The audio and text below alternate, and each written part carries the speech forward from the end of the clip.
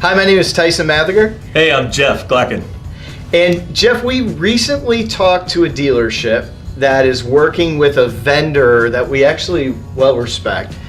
And they actually told the dealership that they're not purchasing third-party data because their results, they've shown that it's not worth the money.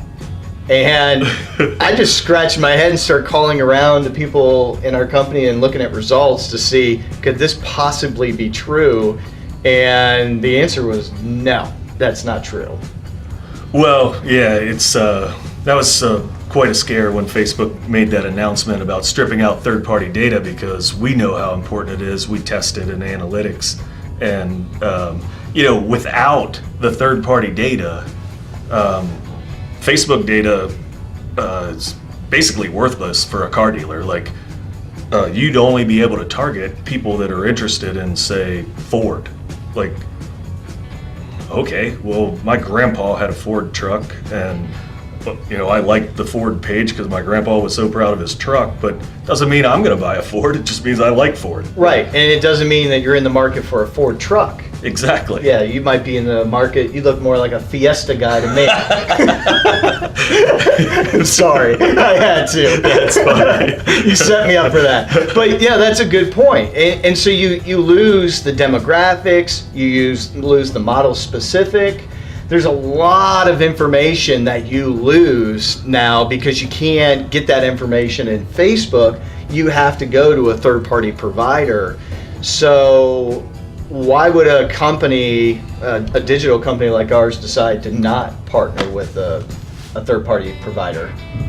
Well, there's a cost associated with it, which there always has been. That's the funny part. Why wouldn't you do that? So any money you were spending on Facebook using third-party data, that money went to Facebook, and then Facebook slid a percentage over to the data provider. Right. Now it's transparent. So a scare turned into actually a really good thing, because everything's transparent. You know where your money's going, and the data's even better because Facebook used to control the level of data you could get. Now we have access to, we can target based on credit score, we can target all the way down to the model, give me everybody in a geographic area that has expressed interest or shown the behavior that they will purchase. I think the big thing to focus on is you want the best data possible. They always talk about, if you're going to spend your money in advertising, it's all about having the right data and not just shotgunning out.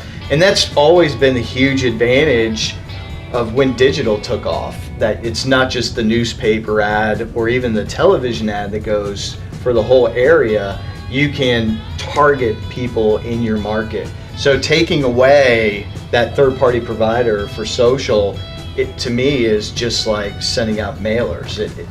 You're wasting a huge portion of your budget. Oh yeah. I mean, any money spent on Facebook is good, but that third-party data is going to maximize the effect of those ads. Without it, it's like you said, kind of like a billboard.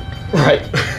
Just right. fishing. Trouble, it's probably a good thing for us, it's a bad thing for dealerships, is now a lot of the third-party providers, they aren't partnering with individual dealerships. So you have to be an agency like ourselves to actually be able to get this data. So again, it's kind of good for us, but it's really not good for car dealers.